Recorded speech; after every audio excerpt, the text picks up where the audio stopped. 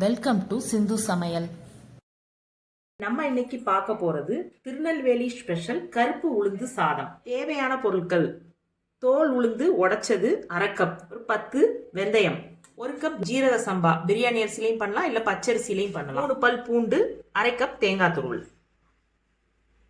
கடாயில உளுந்த பருப்பை போட்டு வறுத்துக்கலாம்.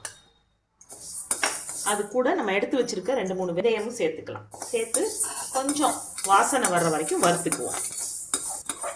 வாசனை வந்துருச்சு, ரொம்ப செவந்துட வேண்டாம், அடுப்பை ஆஃப் பண்ணிடுவோம்.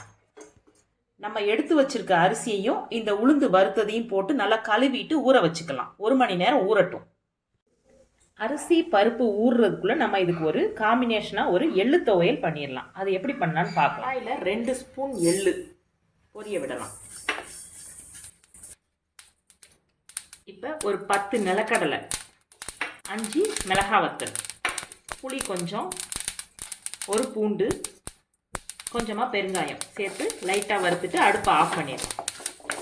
தேவையான அளவு உப்பு போட்டு கொஞ்சமாக தேங்காய் துருவல் சேர்த்து அரைச்சிட்டு வந்துடலாம். நல்லா கெட்டியான துவையலாக அரைச்சிட்டு வந்துட்டேன்.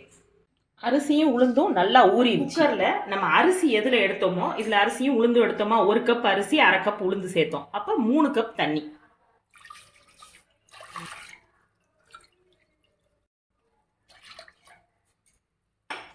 தண்ணி கொதிச்சு வர ஆரம்பிக்குது. இப்போ அரிசியும் பருப்பையும் சேர்த்துடலாம். இப்போ தேவையான அளவு உப்பு சேர்த்துக்கலாம்.